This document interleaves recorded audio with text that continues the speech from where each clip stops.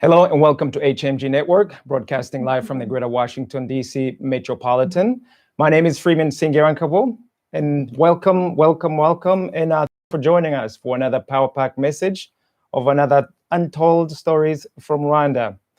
In today's broadcast is no different. We are going to be talking about the Rwandan Genocide, the 27th years after the assassination of President Habyarimana, who was the then president of Rwanda, and his counterpart, President Cyprien Ntaryamira. And in our broadcast today, with me today, I have my dear colleagues and friends. I have Claude Gatebuke, who's the executive director for the African Great Lakes Action Network, or AGLAN.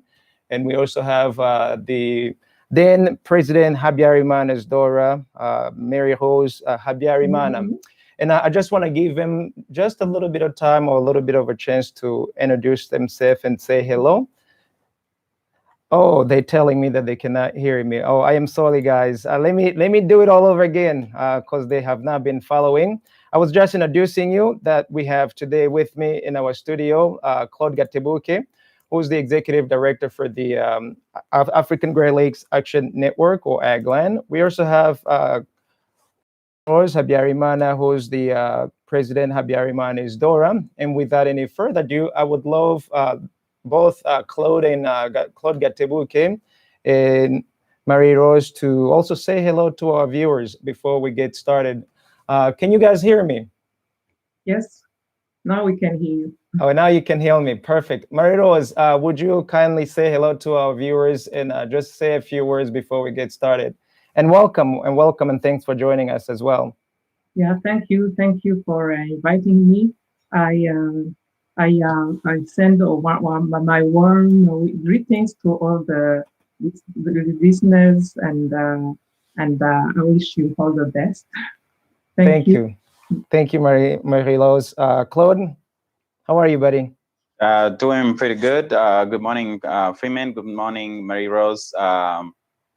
Thank you for having me today, and I look forward to this discussion, and hello to everybody watching from around the world. Thank you. Now, right before we get started, because I do not want to assume that anybody really knows Rwanda, but I do know that you guys know Hotel Rwanda, which is one of the things that's been worldwidely available or rarely known everywhere. But for those of you who have no idea, this whole reason why we're here. So back in 1994, on April 6th, two sitting presidents, the Rwandan president, Juvenal Habyarimana, and his counterpart, Burundian president, Cyprien Ntaryamira, they both were shut down in a plane on their way back from Tanzania, where they were signing a peace agreement with the RPF, which is the Front Patriotic Rwanda, one of the rebel group who was waging war with Rwanda. So on April 6th, the two sitting presidents were assassinated. Literally, they were assassinated on that day, and that literally started the war. In the midst of that war, more than 600,000 Rwandan people of ethnic Tutsis were killed, but also more than 200,000 Hutus or Rwandan of ethnic Hutus were killed. This is the information that is not normally spoken. We usually say that we have 100 days of genocide, where mostly Tutsis or where Tutsis were killed and some moderate Hutus. But today we want to set the record straight and just try to be a little bit more accurate as far as what's been happening. Now, the reason of us discussing of this 27th memorial anniversary, if I may use that term, but just to be on the safe side, I say that it's been 27 years since the assassination of President Habyarimana and Cyprien. It is uncalled for where two sitting presidents anywhere in the whole entire world gets assassinated, and no official independent investigation has been made. And that's been the case for both Rwanda and Burundi. And you would just imagine what kind of value do we place on these countries, on these African countries, if two sitting presidents can be assassinated and the entire global community says nothing about it. So that's one of the things that we will be discussing and talking about between Claude, myself, and Marie-Rose. But we also want to get to the nitty-gritty details as far as what's been happening with the families of the departed ones. I also want to set the record straight. It is not just President Juvenal Habyarimana or Cyprien Ntaryamira who were assassinated.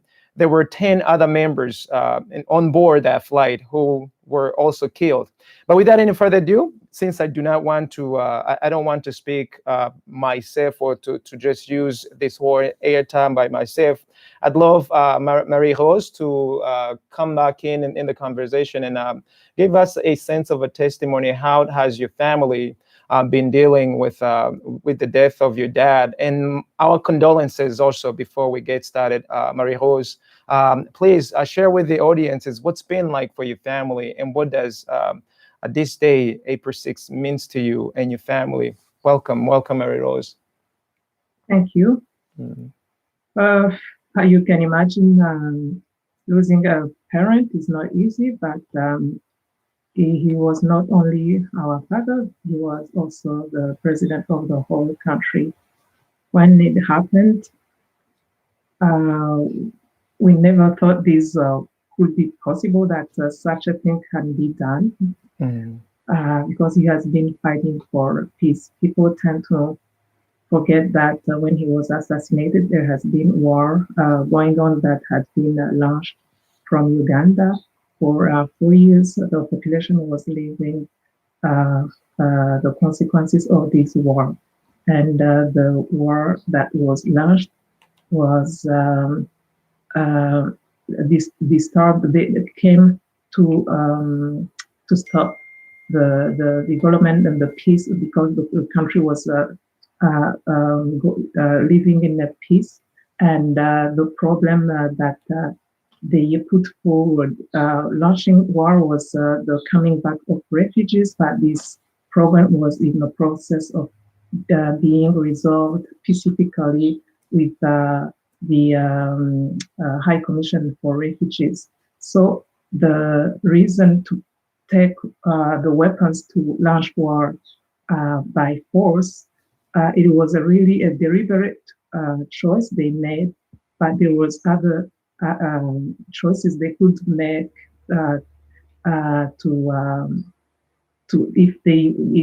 because the country has been going through problems of refugees. And so my father did all he could, and he welcomed those who had launched war with weapons inside. So he said, "You are also children of the country. We welcome you, as we're gonna join our forces together." So they signed a peace accord in 1993. And so my father was killed when they were trying to put in application all the results of the peace accord. And but because of the war had brought tensions in the population, so you could expect what would happen if something like that was done. So I want to stress that the person who decided to kill my father and the president of Burundi and the other people who knew deliberately the consequences and wanted to put chaos, and so it to take advantage that situation. And so since then, they have fabricated many lies on us, on my father, so that to legitimate the act, because we know it's the act that brought this tragedy in Rwanda and the whole country. And there's a high responsibility. And for us, it's we've been fighting for the truth to be known. Now it's been 27 years, but we never give hope. We see that there are also other higher interest, geopolitical interest involved. So it's like ourselves, our family is like fighting against, it's like a war between Goliath and David and Goliath. So we have no means, no money. They have robbed all our belongings, but we know the truth will prevail. It's hard to go through because we see the way they have been treated. It's like it's double standard. In other countries, you see when there is even a simple citizen is assassinated, you have to. There has to be justice. But for as you said, it's it's beyond understanding that you can feel, you can see there is a power trying to, sorry. Yeah, there is a force trying to prevent the investigation to go through, to be done, to the truth to be known, that the truth will prevail because we know my father has served the country with all his heart and all the means he could have, and with honesty. He never robbed, and he loved his country. So he died when trying to find peace for his country. That's what he's been fighting for since he was on service as a president, even before. So we know that, and before he died, because when the war was launched, they had to they also used the mediatic war with the lies, and he said it's okay, the history will judge. So, and it's hard, but since we know that he's done what he could, and there's no with the injustice cannot prevail. So we hope that one day, yeah, the truth will be known and justice will be done. Marie-Rose, thank you so much. I know that it's difficult, especially after 27 years. I can only imagine what goes in your mind day in and day out. But I remember myself too. I was just a kid. But I know that it has impacted our lives throughout. And it's never been the same. But there's one thing for sure that I can actually publicly say here, is that now that we know better, sons and daughters of Rwanda, and we've been since becoming, adopted sons of other many nations as well, we will say the truth and nothing but the truth. And I know that the international community sometimes, they do not necessarily want the truth because of different stakeholders who have different interests. But rest assured, we are going to get to the bottom of this one way or the other. Claude, I know that you also have a personal story when it comes to the Rwandan genocide and the experience. Where were you when the plane of President Habyarimana was shut down? And I also really want to mention also, it wasn't just President Habyarimana, but there was also the Burundian president, Cyprien Ntaryamira, and 10 other family members, which we are also going to have an opportunity to honor during this broadcast. Claude, where were you when that took place? When when the president's plane was shot. This was April 6, 1994. I was a kid, but I was actually in Kigali, the city of Kigali. And I'm glad you actually shared with the audience that Rwanda is the country that's actually Hotel Rwanda, because most people just cannot even find Rwanda on the map. It's a small country in Central Africa, and in that small country, I never thought that I would leave that country, actually. So when, on April 6, 1994, I remember when the plane was shot. So we were used to hearing, because there was a war that had lasted almost 4 years, we were used to hearing all this nightly gunfire, and there was all these blasts in the city. And so it was not unusual to hear gunshots or grenade blasts and things like that. And before that, there was also like a bunch of political assassinations, which those political assassinations set off massacres.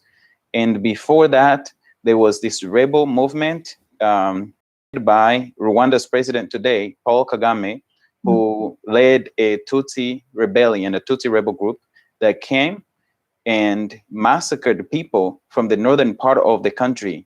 And over 1 million people actually fled and came down to the city of Kigali. So the city of Kigali was tight for resources. I remember that part also.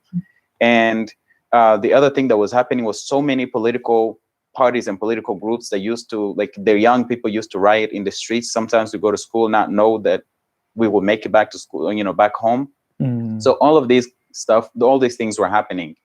So that's why I want to go back to the plane shooting. Even though I lived in Kigali and I had seen refugees, I had seen how, bad things were. I had known about the massacres that the RPF, which is the Rwandan Patriotic Front, the party that is led by Paul Kagame, was committing in the northern part of the country, where they would call people to meetings, throw grenades into them, kill some people with gardening hoes or other hand weapons.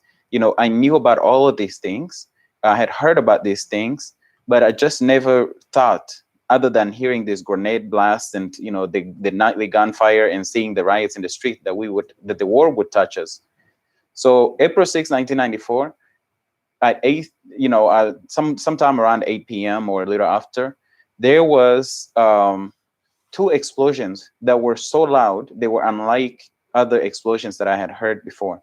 I was watching a soccer game, I remember, or had just finished watching. I don't remember exactly if I had finished or was still watching a soccer game. It was an international game. I believe it was Zambia against Nigeria. I believe, I'm almost sure that's who I was watching. And before that, earlier that day, I had actually played our team was playing in a tournament, and we had won a semifinal game, and it was a Wednesday night. We were going to play on that Saturday in the final. And I remember going home excited. We were making so much noise. We walked home. So we were really excited. We were some rowdy kids, and we're just like celebrating and, talking all kinds of crap. And the neighbors, like, they would just like start yelling from where they were, saying, "Oh, shut up, kids, go home," "Oh, shut up, you kids, you annoying kids," and we were just, some would throw water over their fences, and we just didn't care. We were so excited. Then after the explosion, the phone rang, and my mom came and told us, "Hey, the president's plane's been shot." And my reaction was, "Oh man, I hope the president didn't die," because I remember what happened. The previous assassinations that February, there were 2 assassinations of high-ranking politicians where we were locked in our houses for a week and didn't go to school for a week. And so I was like, man, this is gonna be bad if it happened. But what I meant, it's gonna be bad, was, and I remember my reaction was, man, I hope the president didn't die, because if he died, we're not gonna be able to finish. We ain't gonna be able to finish the soccer tournament. So for me, that was all I was worried about as a kid. But then, like, right after that, we started hearing, like, not right after, but hours after, we started hearing explosions all over the city. I mean, things like sounds that I had never heard. They were like all these machine guns. It was like total chaos. People were screaming. Animals were making noise. Dogs were barking. I mean, like all kinds of chaos, and I thought everything around me was crumbling. And I remember just like shaking, and my stomach was bubbling, and like I was pacing back and forth, thinking, "Yeah, I need to go to the bathroom." And as soon as I turn, there's an explosion, and I turn right back, and it was just a real mess. And then it turned out, this event didn't just shut us down for a week. It pretty much shut down the whole country, the way the country was known. It sparked a genocide where extremist Hutu people went after Tutsis and killed them, a lot of them with hand weapons. The RPF went around and also kept gathering people and also killing them, and also especially taking them to the parts that they occupied in the northern part of the country, and killed them. And it was just total chaos. And so then the war kept going, and I ended up, fleeing. I don't want to make this about my testimony. I ended up, fleeing Rwanda, all the way through multiple African countries, and then ended up in the US. But that event changed the fact that I never thought that I would leave the country. And here I am now, speaking from outside of the country. But yeah, basically the shooting of the plane, no doubt that it was what kicked off and sparked the genocide. Without the shooting of the president's plane, without the assassination of President Habyarimana, without the assassination of President Ntaryamira, Habyarimana of Rwanda and Ntaryamira of Burundi, there would have been no genocide in Rwanda. I am saying that with full conviction, because prior to that, and for many years, before that, nothing had happened in spite of all of those massacres and atrocities that I talked about. In fact, even the court, the ICTR, the international, the UN tribunal set up to try these things, was assigned to investigate everything that happened between January 1st and December 31st, 1994. They have not investigated this plane shooting. And this is the key to knowing the responsibilities of those who carried out the genocide in Rwanda and the ensuing chaos. So for me, that's where I was. That's my testimony, and that's where that's what I see now. Given everything that we know at this time. Thank you, Claude. Now, given what we know, 27 years later, the fact that there's been never any independent investigation in the shooting down of the plane. Marie-Rose, I'll come back to you, and this may or may not be the right way to ask, but I will ask anyway. You can share in any way you see fit. What do we know of the shooting down of your dad's plane, and has there been any sort of legal action that has given you some sort of closure? And I would also say the same to the rest of the 10 people who passed on. And right before you even mention it, I think it would be just to honor the names of those who also perished, who were assassinated together with your dad and the president of Burundi as well. And I have a list of them here. And I would love their families to know that we are also honoring them right now, and we're remembering them right now. And we are seeking justice for each and every one of the lives of the people who have perished. So we do have Mr. Bernard Chiza. He was the Minister of State in charge of planning and development in the reconstruction of Burundi. We also have Mr. Cyriac Simbizi. He was the Minister of Communication, and he was also the spokesperson of the government of Burundi back in those days. We also have Major General Deogratias Nsabimana. He was the Chief of Staff for the Rwandan Armed Forces. We also had the Ambassador Juvenal Renzaho. He was a diplomatic advisor to the Rwandan President Habyarimana. We also have Colonel Eli Sagatwa. He was private secretary of the head presidential security for the President Habyarimana. We also have Dr. Emmanuel Akingeneye. He was the personal doctor of Rwandan President Habyarimana. We also have Major Tadei Bagaragaza. He was one of the early officers of the president of the Republic of Rwanda. And he was also the second commander of the Presidential Guard battalion in Rwanda back in those days. We also have Major Jackie Hérode. He was a pilot of the presidential plane. He was French. He was French. He was of nationality of French. We also do have Commander Jean-Pierre Minbury. He was the co-pilot of the presidential plane. He was also French. Last but not the least, we have Sergeant Major Jean-Michel Perrine. He was also the flight engineer for the presidential plane.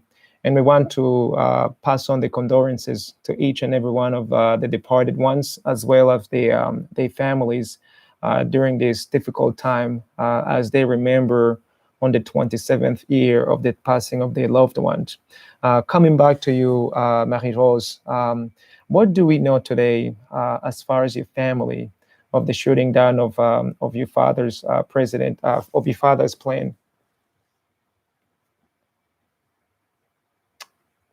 You muted, Marie-Rose. Excuse me. Sorry. I said before I answer the question, as you were going through the list of the people who perished in the plane, that reminded me that people don't know how the family lived it, because the plane, when it was shot down, all the pieces fell in our compound, in our home.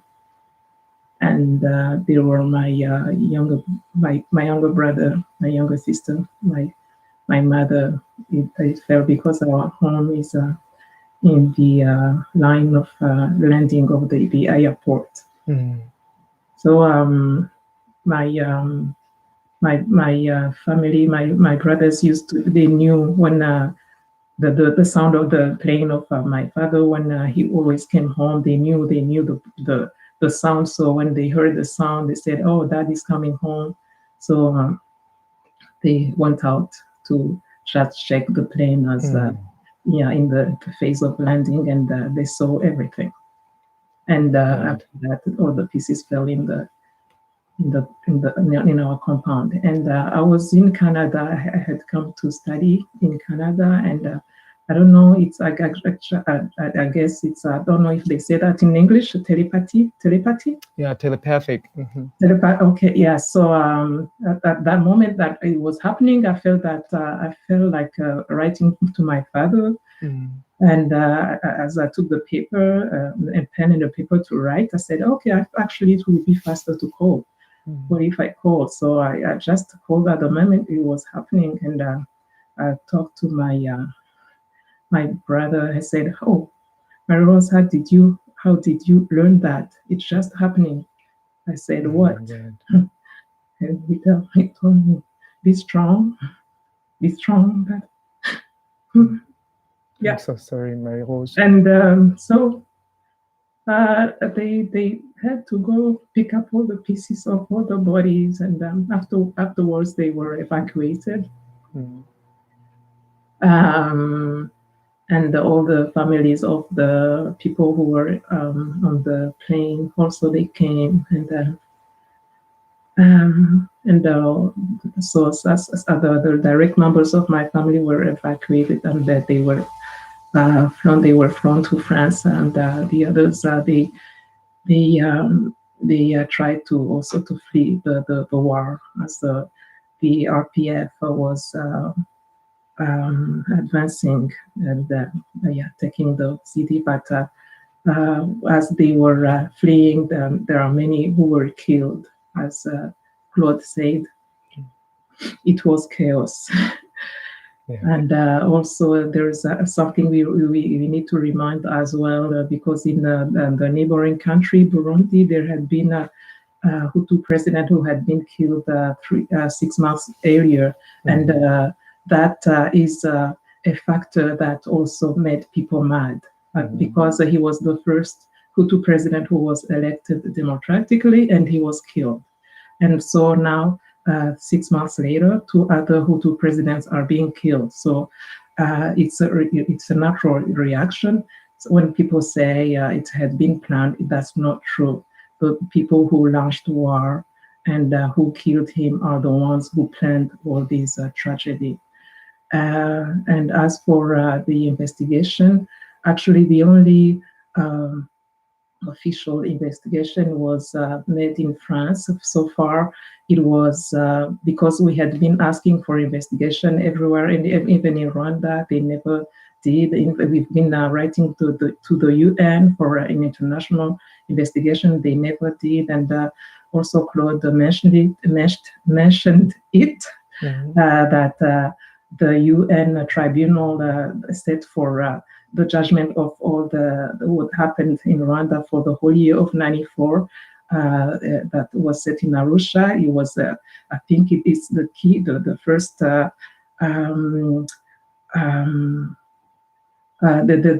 first thing they had to go into was the trigger of this tragedy, and they jumped. They judged all the crimes committed, and they jumped the date of the 6th of April.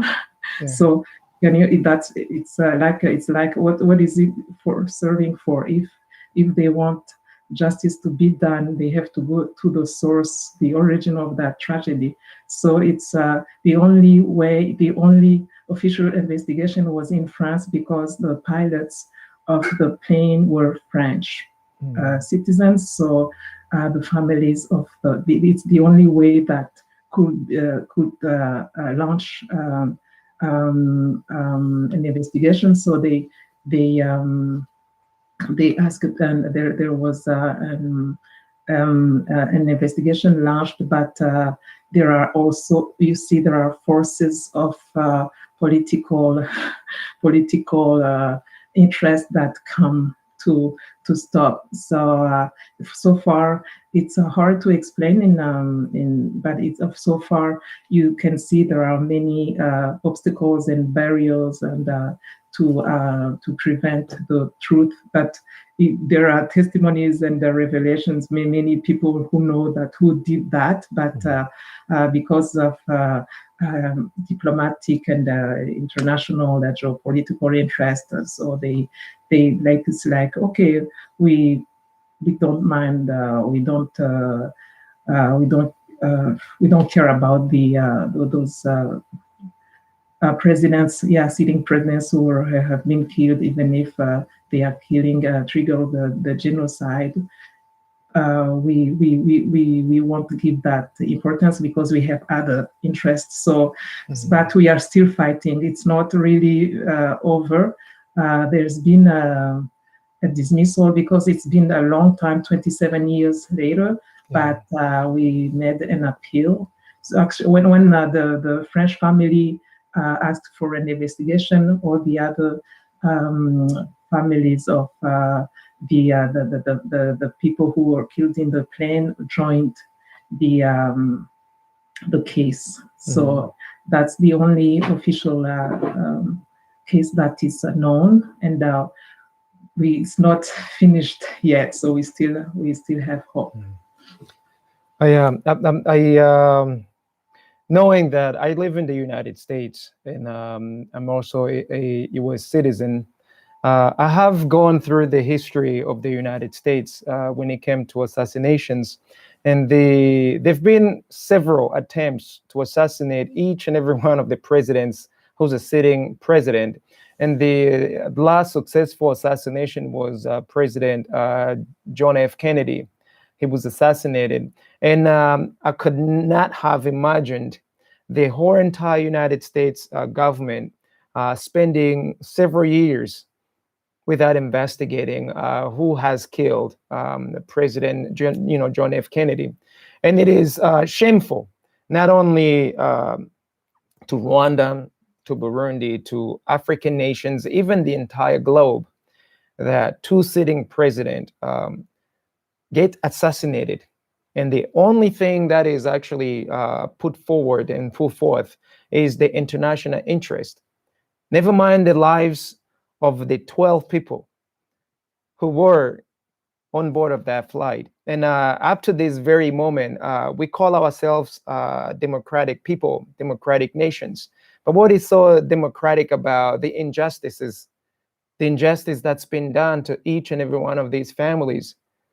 The death of these people, it's really uncalled for to hear that two sitting presidents don't have any value, don't have any equal value as a French citizen.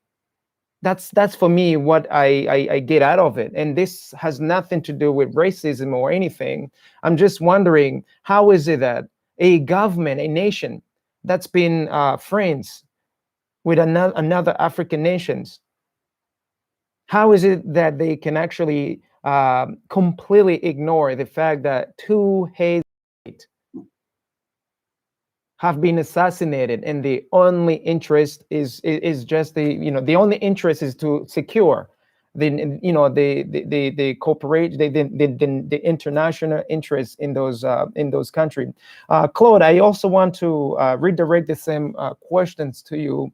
What do we know now of the shooting down of the plane? Because we know that the plane didn't just fall down. It was not mechanical. It was literally shut down. Where did the missile come from? Who has done what?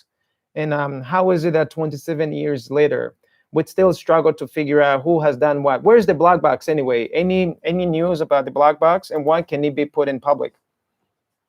Yeah, so I would be remiss if I didn't extend my sympathies and condolences to all the families, including yours, Mary Rose, who lost their family members in not only the plane shooting, but also the ensuing chaos that included the Rwandan genocide, and the people who were killed before.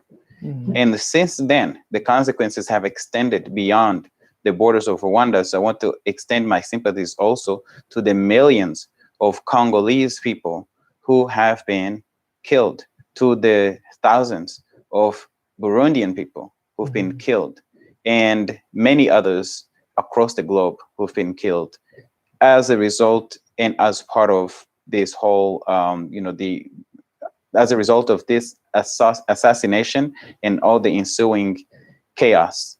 And, to speak about what happened, what do we know now, 27 years later, is I, in full confidence, can say that the RPF, which is the Rwanda Patriotic Front, led by Paul Kagame, shot the plane, and here is why.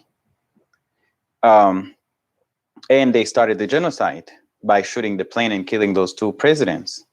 Here is why. Number one, the RPF is the one, and Kagame specifically, have gotten in the way of all the international investigations by the UN to investigate the plane shooting. In fact, former prosecutor at the UN tribunal, Carla Del Ponte, said they prevented her from investigating the plane shooting. There was Michael Horrigan, the Australian investigator, who also talked about giving a report to former prosecutor at the ICTR and ICTY, which both are UN courts, Louise Arbour.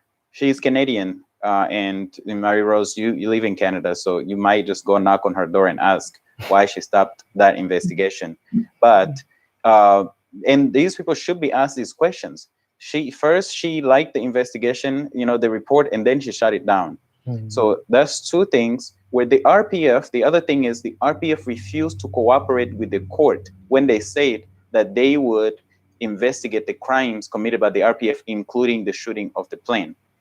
Now, fast forward to 2006, a French judge indicted multiple high-ranking officers today in the RPF, in the Rwandan government, working with Kagame, for the shooting of the plane. What was the reaction from Rwanda? They didn't say we want justice. They didn't say we want the truth. They said, no, we want this whole thing dismissed, without even trying to clear their names. And for me personally, what I've seen, so the missile, you asked about the missiles, the SAM-16s that were used to shoot the plane, which are Russian missiles, were registered to Uganda, the Ugandan military. The Ugandan military was the supplier of weapons to the RPF, the Rwandan Patriotic Front, which is led by Paul Kagame. And all of this, so the weapon, so the missiles that shot the plane were linked to the RPF. The RPF has resisted and prevented all investigations into the shooting of the president. For 27 years, the RPF has been in charge, has investigated so many crimes. They've never investigated the shooting of the plane. And now, here's the kicker. I personally have spoken to 2 of Kagame's former bodyguards. I have this testimony. From one of them is Alois Rienzi, who was Kagame's bodyguard in 1994. He says on March 30th, 1994, I may be mistaken about the exact date, but I'm pretty sure it's March 30th, 1994. He was there in a meeting with Paul Kagame and some of his top commanders, including Theonest Vizinde and Kayumba Nyamwasa and a few others. I believe James Kabarebe. I'm not 100% sure, but I know he was part of the plot. They had a meeting.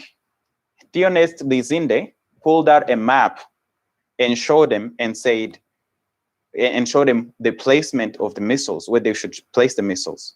There's also testimony, in addition to that, of how they transported the weapons, the missiles, from the northern part of Rwanda down to Kigali and took them to the CND, which is, it was the parliament building in Rwanda. I believe it still is today. This parliament building housed 600 RPF soldiers. These RPF soldiers, again, belong to the movement, the Kagame's rebel group. Now, they kept those weapons. Then there's also the transportation. There's the story of the white pickup truck and the names that escape me right in this moment. A white pickup truck took the missiles from the CND, the parliament building, took them over to the hill where they placed them and shot the plane. I also have testimony, not only from Rienzi, who was with Kagame when they planned the shooting of the plane, but I also have testimony from James Mnyandinda, who also was Kagame's bodyguard. And he also confirms the shooting of the plane was done by Paul Kagame's orders. So this was shot by the RPF. And they started the genocide. So when we say that Paul Kagame started the genocide, we know now, 27 years later, from testimony of people who were with him. And by the way, so far, nobody today, nobody, not a single person who was a part of the President Habyarimana's inner circle, or even part of the former government, has come forward and said, oh, yeah, we actually shot the plane, even though for many years, the international community and the RPF claimed that he was shot by his own, the people who were close to him. Today, we know now from testimonies of people who were close to Paul Kagame. I know this personally because I do have that testimony, and it's documented. And from the bodyguards, but also we've seen documentation, we've seen the behavior, we can connect the dots. It's not that hard. It doesn't take a rocket scientist unless you want to close your eyes. You can see that the RPF not only shot the plane, started the genocide. Now, I also want to add about this genocide, which I survived, thank goodness. During the genocide, the RPF had the upper hand in terms of military power. They actually were stronger than the Rwandan military at the time. General Dallaire, who is also in Canada, Marie Rose, you should knock on his door too.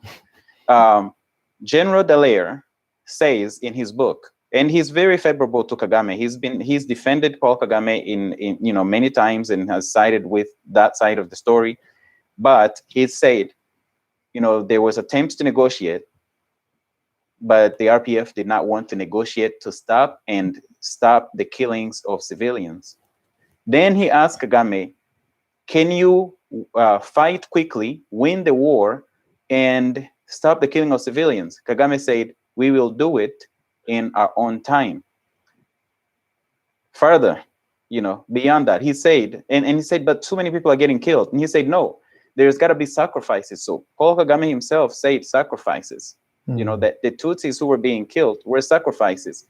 And we also have documentation from the UN showing where one Claude Dusaidi and Gerald Gahima wrote a letter on April 28, 1994. This is 3 weeks, 21 days since the beginning of the genocide. Only 21 days of the 100 days that we talk about. And he said, and they say that all Tutsis who were to be killed had been killed, and there was nothing to save, and that there should be no intervention to come and save lives. So not only do we know that the RPF started the genocide, but they also wanted it exacerbated so that they can have the moral legitimacy, to take over the country without going through the peace accord that was signed by the government and the RPF. So what do we know now? We know the missiles came from Uganda. Who was supplying the RPF? It was the Ugandan government that was channeling weapons to them.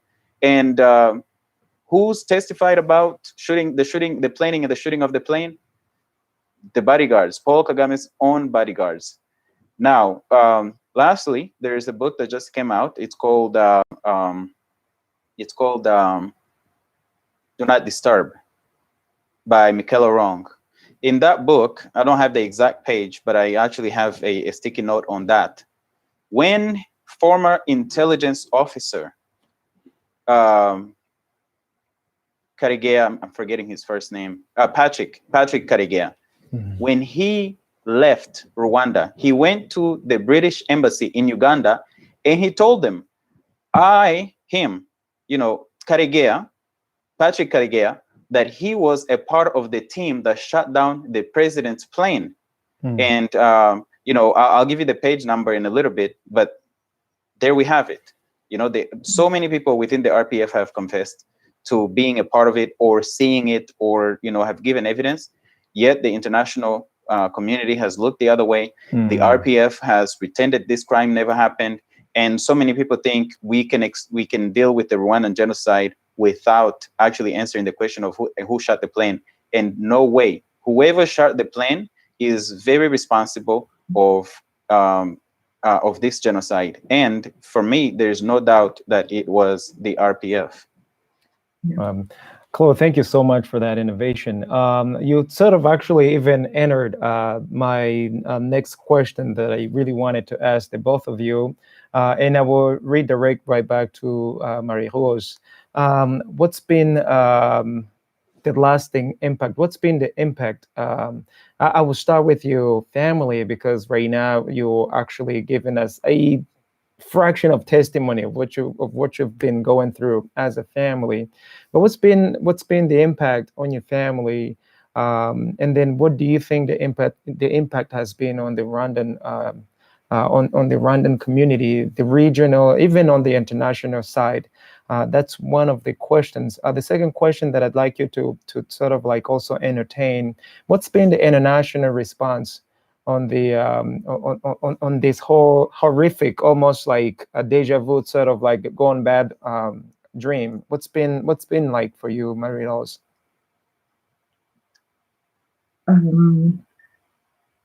The impact is very heavy. You can imagine the feeling that this injustice, the truth is known, but they don't want to go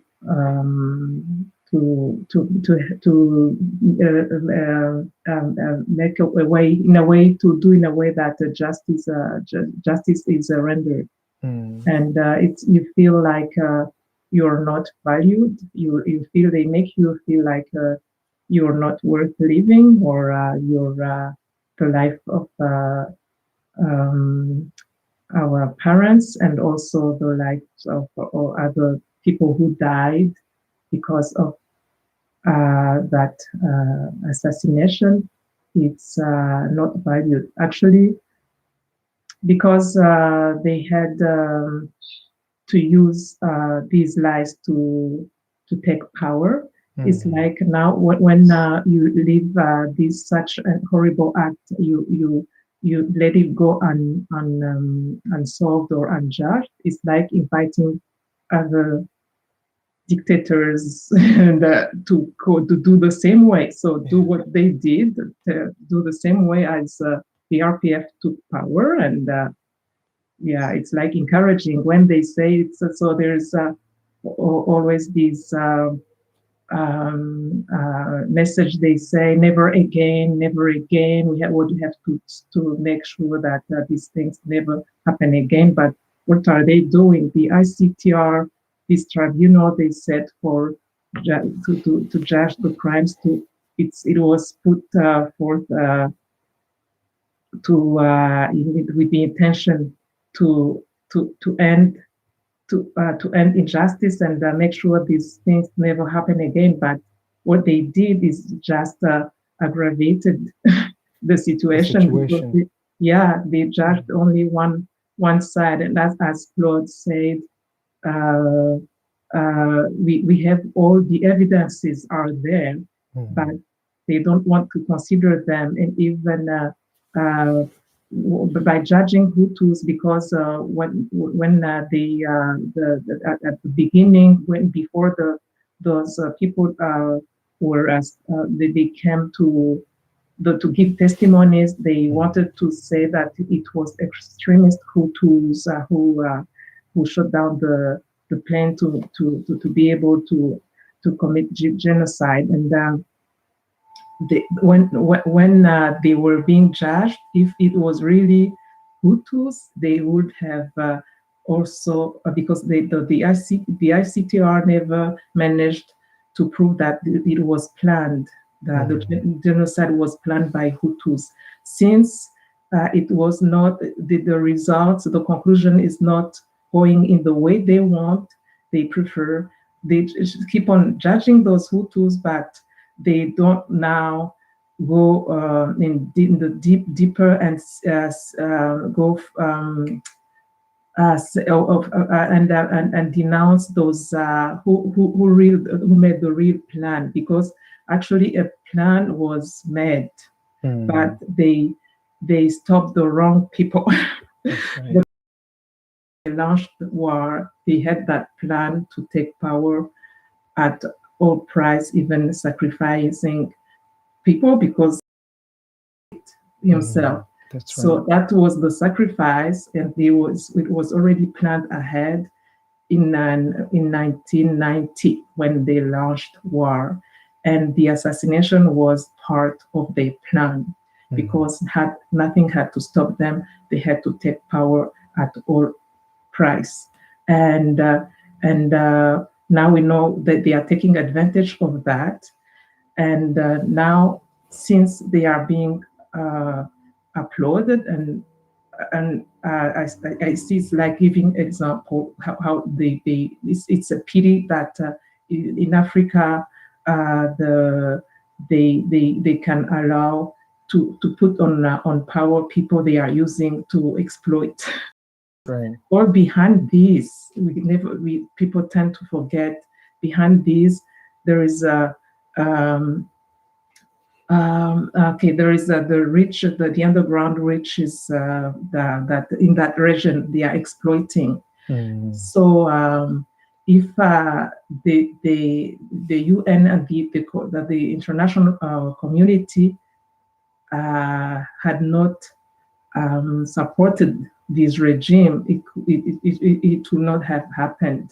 But since they keep on supporting them, it's like setting the example of how to govern and how to take power. So so personally, the family, it's hard, but it's hard for the family, for the whole population. It's like it's taken in hostage because they cannot speak for themselves. If you open your mouth to speak, you are a genocidaire.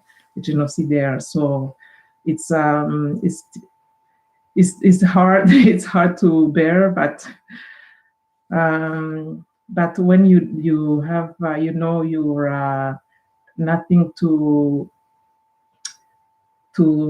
hide, and or you're just we've been saying the same story. It's not as we know. It's not the Hutus, it could not be the Hutus. They could not cut their head themselves, because aboard on board of the plane there were also the chief of staff, and it could not be the Hutus. So now that we know we know the truth, we keep on saying the same story that never changed, and so now we know it will prevail. There's a saying in Rwanda, in Kinyarwanda, that says that the truth goes through the fire, but it never burns. So we keep on. Thank you. Thank you so much, Marie-Rose. I cannot fathom the fact that we actually do give power to a small group of folks, whether it be in Rwanda or internationally, who actually boss us around as the citizens of this planet Earth. And it's unconscionable that we see the truth, we smell the truth, we feel the truth, we have the truth, but nothing is done. But those actually who are supposed to do something about it. So I actually would love to ask and to make a request on each and every one of the Rwandans, a friend of Rwanda, a Burundians, and friends of Burundi, who really care so much in as much as getting to the truth and putting the truth out. If these multinational companies or multinational stakeholders do not want the truth to come out, let us not give them the gratification of their desire, because we also have responsibilities as sons and daughters of Rwanda, sons and daughters of Burundi, sons and daughters of Africa in general, even these great United States of America, to actually stand for the truth. And the truth has been squashed, has been literally obliterated for these past 27 years. So why can't we take the power back? If the international community is not willing to do anything about it, do we need permission to seek the truth and nothing but the truth? I want to submit to you that we need no permission to seek the truth, to get to the truth, and to seek for justice. So, Claude, I want to redirect to you the same questions as we wrap it up. What's been the impact on the region? Marie-Rose did touch basis on what's been like for the family, or even Rwanda. Would you also elaborate a little bit more on what's been the impact on the region and the globe, and the response on the international community as far as assassination? What can we do as a means of going forward, and what kind of expectations can we actually set as sons and daughters of Rwanda and Burundi and the United States of America, even Canada? What can we set as expectations, and how do we deal with all these aftermath trickeries and betrayers and just so many things happening in the background? You both talked about the truth, and speaking of the truth, there's a couple of things that I've seen that kind of resonate with this conversation. One is never be afraid of who you speak of speaking the truth. Be afraid of who might be misled, hurt, or deceived as a result of you not speaking the truth. The other is stupid is knowing the truth, seeing the truth, and still believing the lie. And then the other is, there's no point, telling someone the truth when all they want is to hear a lie. When they prefer, basically, when they like the feeling of being a lie. However, we're not going to leave it and make it comfortable. It is going to be, this kitchen is going to stay hot, and it's going to continue to be hot with the truth. We're going to continue to bring it because, again, as I said before, what can the world expect? The world can expect that we're not going to stop bringing about the truth, because the lasting impact, as you asked, has been a great of great magnitude and tragedy.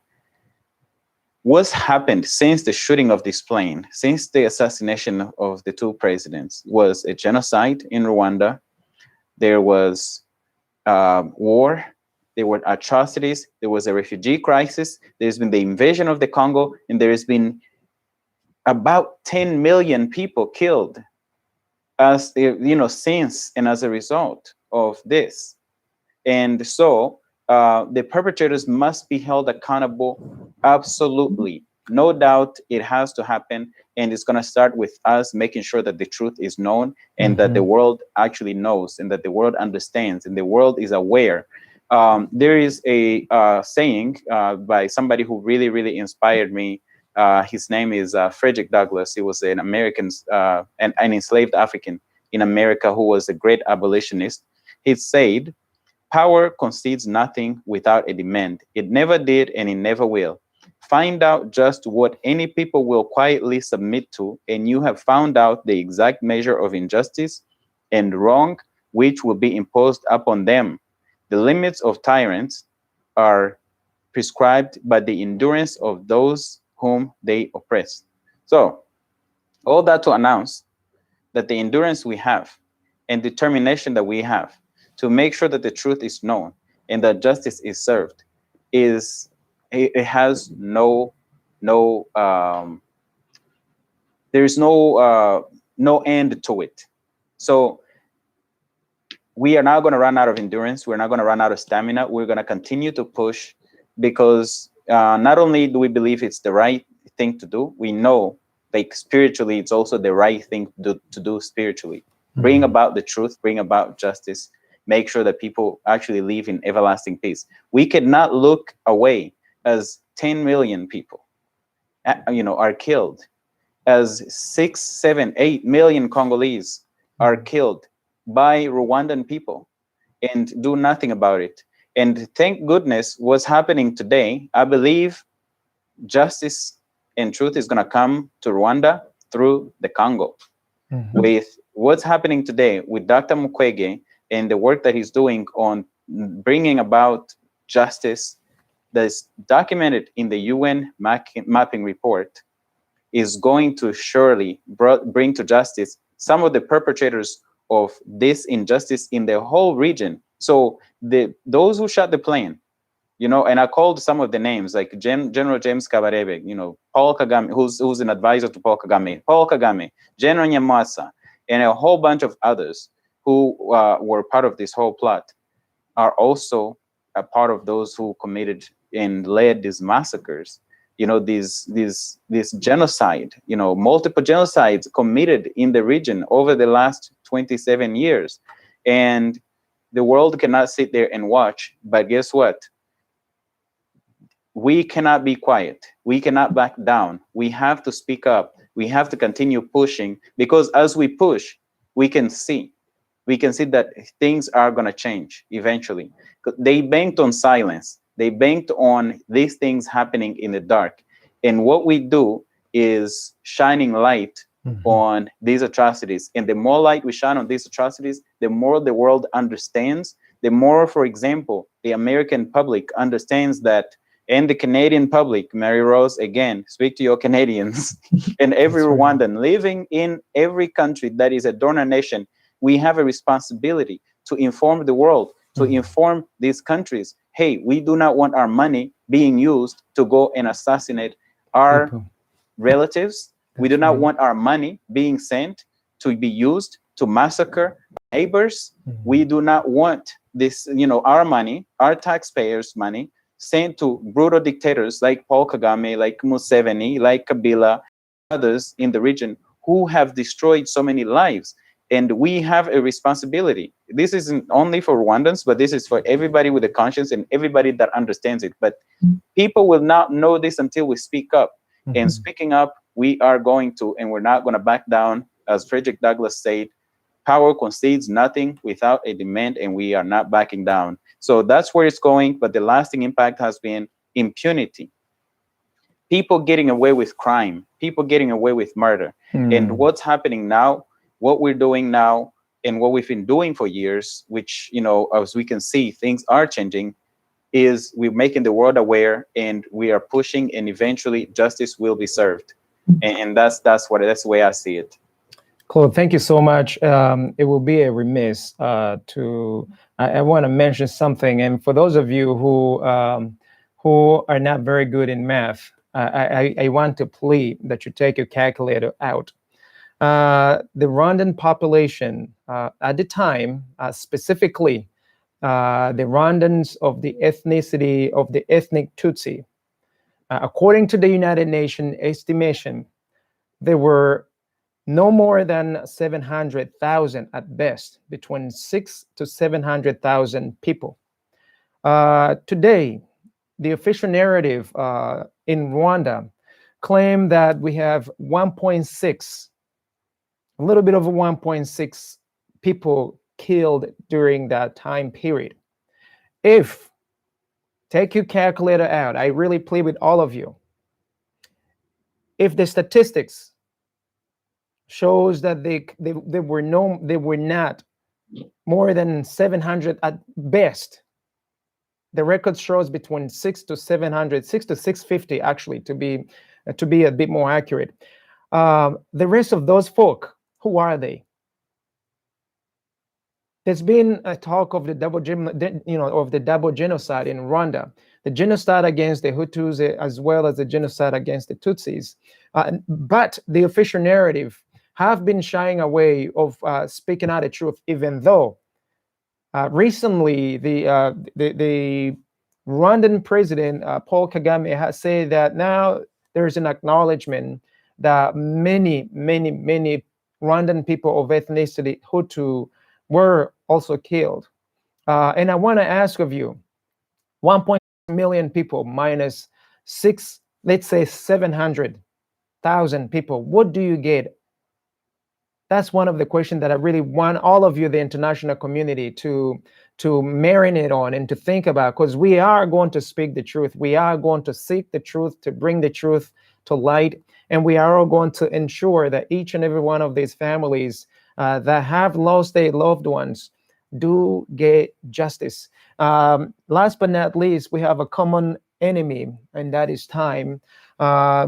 Given that we do not have much time to really divert and to dive in and give you more testimonies, I would love Claude and Marie-Rose to give some departing words.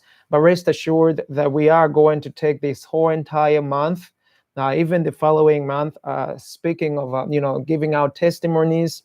And for those of you from who were specifically together with President Habyarimana and President Cyprien Ntaryamira, if you would come forward, given that we have really had a hard time, tracking you down so you can give testimonies. It will be such an honor to put some light to your testimonies and what's it been like 27 years later. So without any further ado, Marie-Rose, would you kindly give us some departing words? I want to convey my condolences also to, we are commemorating the death of two presidents and those who were with them in the pain.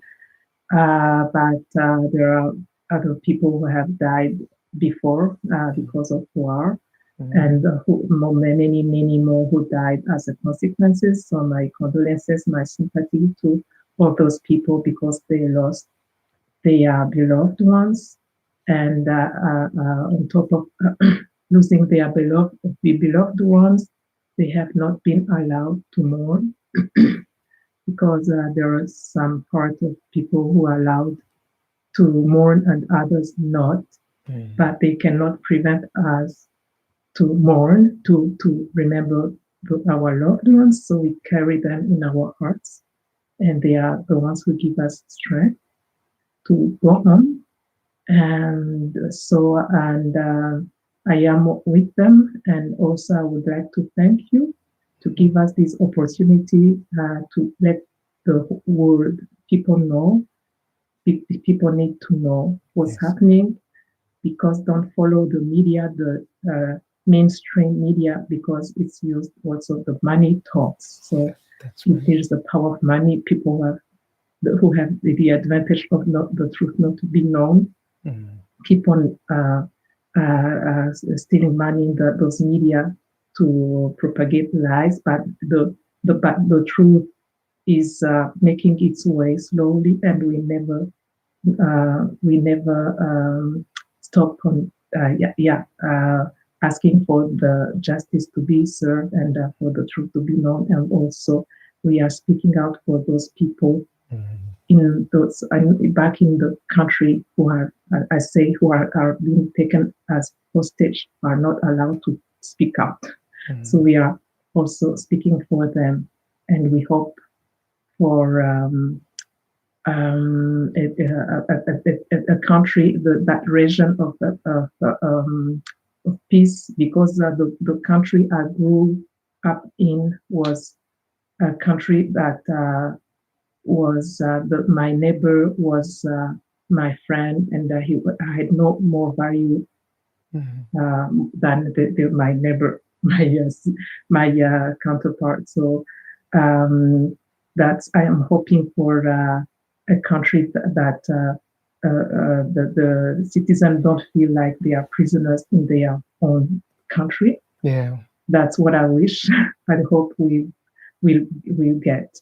We'll get there. So thank you, and keep up the good job of letting the world know what's the injustice, and with the people good willing, we hope there's that the truth is will prevail, and we know that. Thank you. Thank you. Thank you so much, Marie-Rose. Claude, your departing words? Thank you again. We also want to extend my sympathy to you, Marie-Rose, and your family, and also to, as you said, everybody whose family members, who lost family members leading up to the shooting down of the plane that your father was in. But also, really, my sympathies to everybody, Rwandans, Tutsis, Hutus, Twas, who lost their loved ones after the shooting of this plane. Millions every Rwandan has been affected.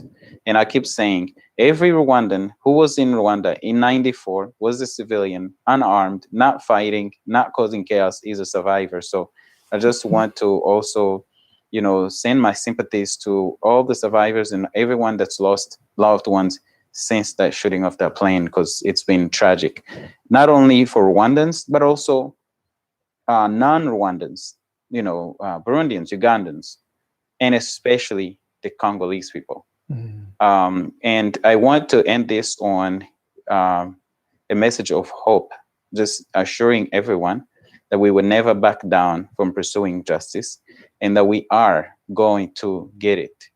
No matter how long it takes, no matter how hard it is, no matter what it is that it takes, the truth will prevail, and truth will set us free, and the truth will set the table for justice. And justice will set the table for lasting peace in the region. The whole Great Lakes region of Africa has hope in the fact that we would not back down in the pursuit of justice. And I want to assure everybody that eventually, justice will be served. And I also want to say the international community must wake up. It must wake up. And if it doesn't, we will make sure that it wakes up. So thank you, Freeman, for the opportunity. Thank you, HMG Studio, for all the great work that you do, and making sure the voices that are otherwise not heard have a platform. This is a great platform, and I thank you immensely. Thank you so much, Claude. And I'm extremely humble, as our dear friend has been telling us. Mary Rose, thank you so much, because for 27 years, you've been, as a family, how could I even put it? You've been, so much injustice has been done to you, to your family, and it is. I really want to personally say our condolences to your family, and especially take some goodwill, some words of encouragement and love to your mom, because I can only imagine what's it been like for all these years that the international community has really abandoned her and your family, not alone, just to say the least, and the abandonment to the entire Rwandese community, to the Burundian community, to the family of the late President Cyprien Habyarimana, and the rest of those families who passed on during that time. I'm so grateful that today we are old enough to seek the truth by ourselves. Even though it is difficult, even though there are so many obstacles when it comes to seeking the truth, we can assure all of you guys, we are going to seek the truth. No matter how long it takes, we will seek the truth. We will get to the bottom of it. And the truth never dies, as Mary Rose had said. It goes through a fire and still comes out on the other side. Last but not the least, before I go, I want to give a thanks to many people who have made some beautiful comments on the on YouTube. We have many people who have given you some words of encouragement, Mary Rose. They've really given on some really beautiful words of encouragement. And I really would be remiss not mentioning the fact that it is because all of you that we are able to do this kind of work. It is difficult. We get hacked. We get prevented. It's difficult to speak this kind of truth, especially as Marie Rose had said, that so much money, so much resources is being invested into speaking against the truth, keeping the truth hidden. And but we are determined. We are absolutely determined. We will get to the bottom of it. We are sons and daughters of Rwanda, of Burundi, and the rest of the nationalities that we've become citizens of. And it may take us 10, 20, 100 years, 200 years. Eventually, we will bring out the truth, nothing but the truth. And with that in mind, I want to say thank you so very much for joining us for this powerful message of untold stories from Rwanda, and my humble and absolute condolences to each and every one of the families who have lost their loved one. With that in mind, I am Freeman with HMG Studio, and until next time, we want to bid farewell to all of you. So long. Thank you. Thank you, guys.